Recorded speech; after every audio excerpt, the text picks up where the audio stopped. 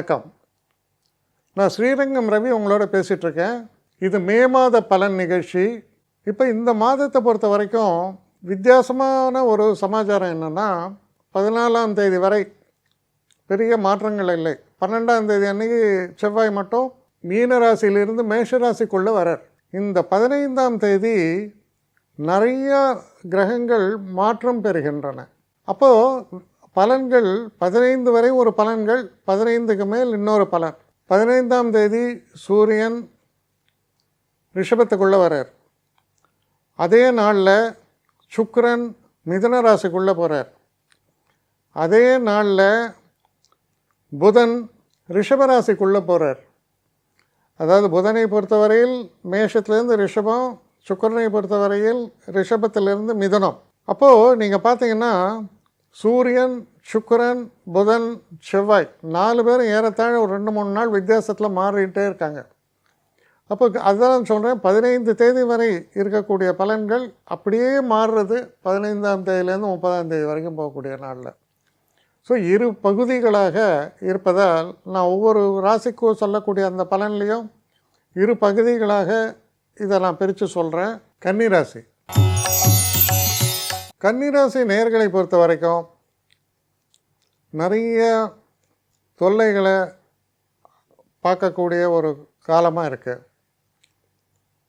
வீட்டில் சில பேருக்கு கணவன் மனைவிக்குள்ளே வரக்கூடிய பிரச்சனைகள், தொல்லைகள், சில பேருக்கு தொழிலில் சில முட்டுக்கட்டைகள், சில பிரச்சனைகள். ஆனால் இந்த பிரச்சனை தீருமா தீராதா?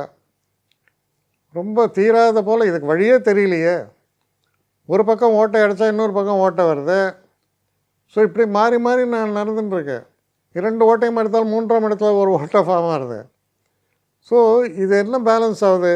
பெரிய தொல்லையாக இருக்க அப்படின்னு ஒரு மனக்லேசங்கள், மனசில் ஒரு தைரியத்தை இழக்கக்கூடிய சில சூழல்கள், இதெல்லாம் ஏற்படுறது. உடல் ஆரோக்கியத்தை பொறுத்த வரையில் அதாவது என்ன சொல்லுவாங்கன்னா, சில பேர் சொல்லுவாங்க, சார் காலையில் ரொம்ப உடம்பெல்லாம் வலிக்குது, வயிறு வலிக்குது, டாக்டர் செக் பண்ணுவார், எல்லாம் நல்லா தானேப்பா இருக்கு. இல்லை சார், டல்லாக இருக்குது சார், எனக்கு சரியாக இல்லை அப்படின்னு நீங்கள் சொன்னால், இல்லை ஒன்றும் இல்லை, சரி இந்த மாத்திரையை சாப்பிடுங்க அப்படின்னு உங்கள் திருப்தி கொடுக்குற மாதிரி ஒன்று கொடுப்பார். அதுபோல் உடல் சம்மந்தப்பட்ட விஷயங்கள் நான் ஐடென்டிஃபையபிள், தெரியாது, என்னன்னே தெரியாது, ஆனால் தொல்லை. இதெல்லாம் இருக்கக்கூடிய இதே நேரத்தில் நமக்கு ஏதாவது இந்த பிபி, நர்வ்ஸ் சம்மந்தப்பட்ட ட்ரபிள்லாம் இருந்தால் அது பீக்கில் போகும். ஏன்னா 8ஆம் வீட்டில் சூரியன் உச்சன். ஸோ தலை சம்மந்தப்பட்ட தொல்லைகள் இது வேறு ஒரு பக்கம்.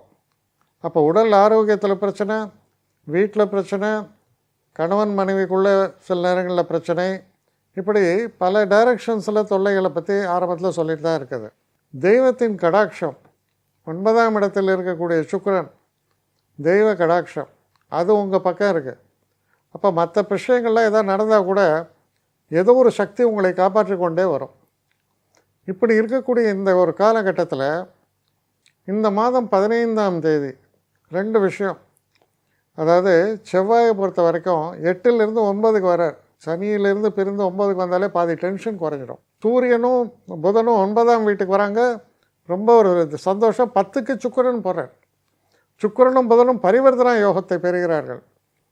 பெரிய அளவுக்கு சந்தோஷத்தை நிறைத்து தரக்கூடிய ஒரு காலமாக மாறும்.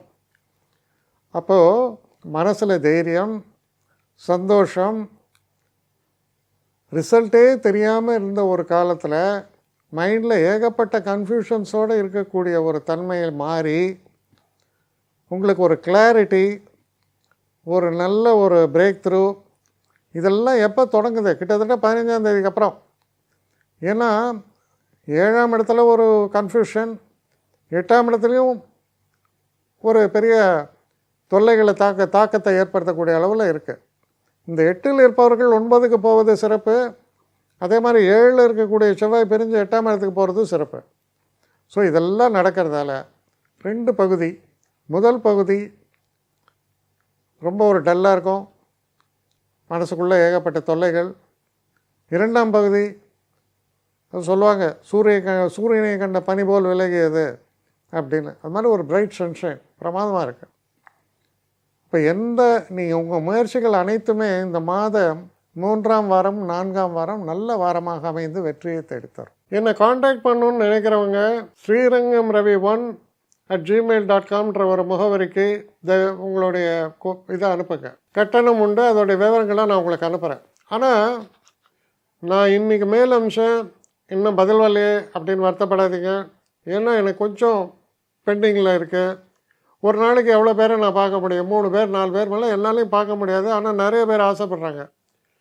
ஆனால் கண்டிப்பாக நான் எல்லாருக்கும் ரிப்ளை பண்ணுவேன். சில நேரங்களில் 3 to 4 வீக்ஸ் ஆகும் என்னுடைய ரிப்ளை வரத்துக்கு. ஆனால் வரும். ஏன்னா நான் எல்லோரும் ஒரே நேரத்தில் ஒரு நாளைக்கு 10 பேர் பார்க்கணுன்னா முடியாது. ஸோ அதை கன்சிடர் பண்ணுங்கள். நான் நிச்சயமாக ரெஸ்பாண்ட் பண்ணுவேன். இதில் இந்த கல்யாண பொருத்தங்கள் போன்ற விஷயங்களை ஓரளவுக்கு அவசரமாக பார்க்கணுன்னு நினச்சா அதுக்கு ஓரளவுக்கு ப்ரையாரிட்டியும் தரேன். அதனால் கொஞ்சம் பொறுமை காக்க வேண்டும். கொஞ்சம் டிலே ஆகிறதுக்காக என்னை மன்னிக்கணும். ஆனால் ஐ மீன் ஹெல்ப்லெஸ் சுச்சுவேஷன். அதனால தான் நிச்சயமாக ஐ வில் ரிப்ளை யூ.